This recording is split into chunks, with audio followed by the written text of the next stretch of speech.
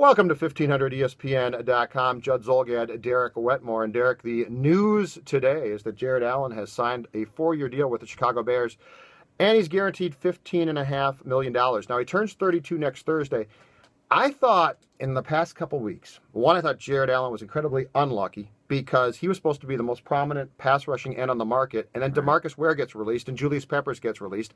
And then I thought Jared Allen's really unlucky because he's going to have to take whatever the Seattle Seahawks are willing to pay them.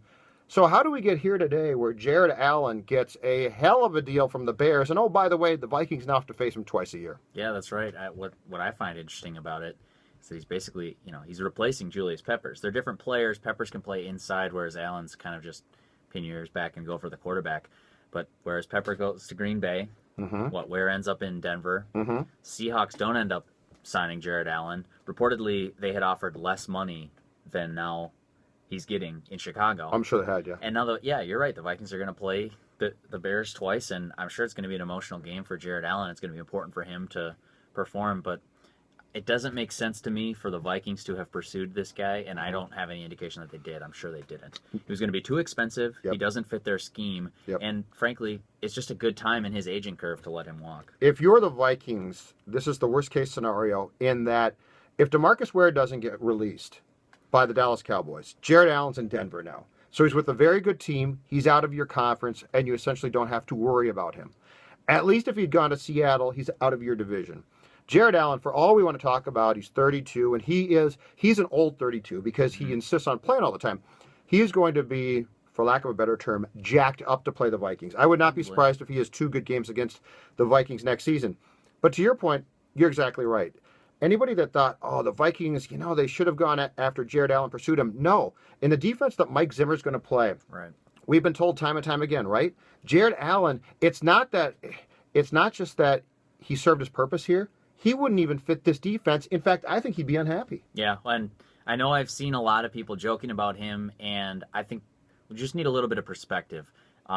People talk about how selfish he is. He has that sacks leader list up in his locker, and that motivates him, and he's incredibly selfish, and he'll sell out, not stop the run, to pursue individual stats, which is sacks, because that's how guys get paid.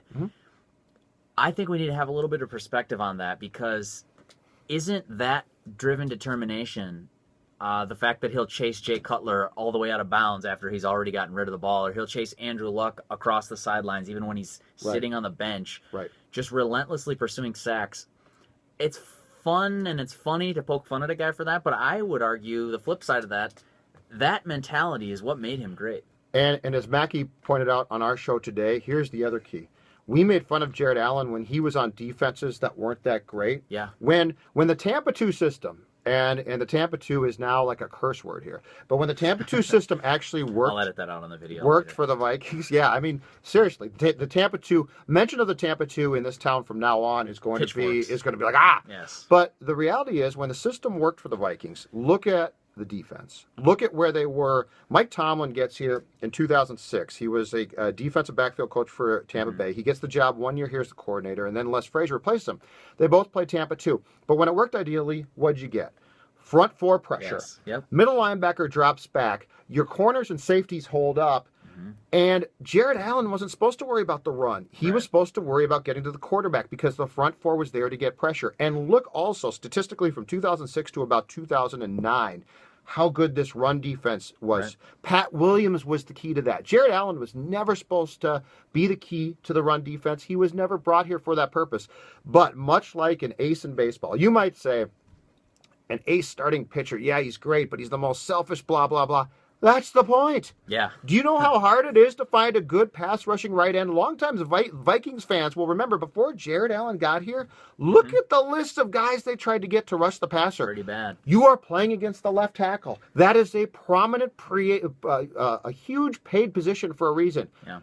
A good right end is invaluable, and Jared Allen was that. Yeah.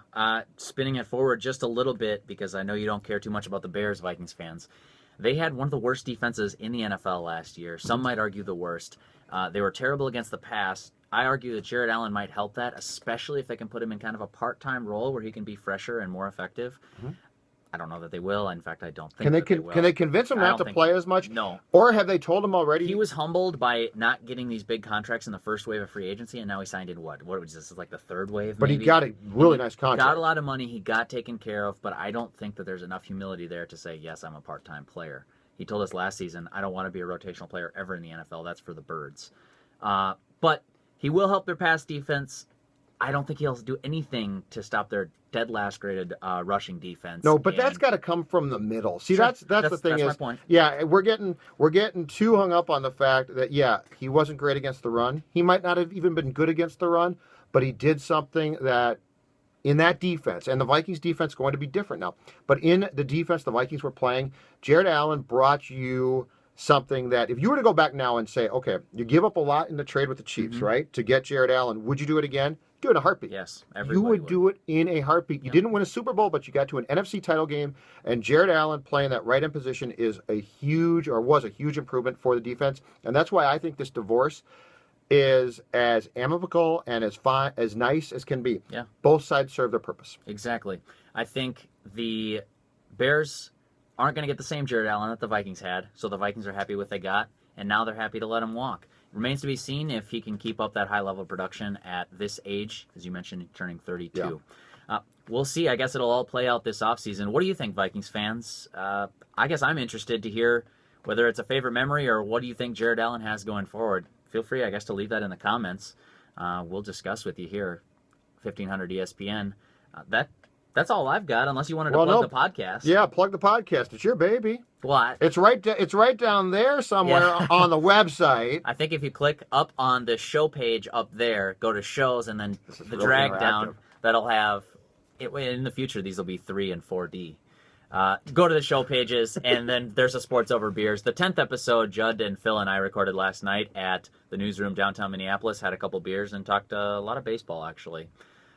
But it's still a fun podcast. It's still a funny, kind of like off-the-cuff, looser. We talk about sports and just sort of let it go. That's it for us. I think this is probably already too long of a video. Yeah, Derek, Judd, Thanks for coming. 1500 ESPN. Thanks for visiting the website. So professional.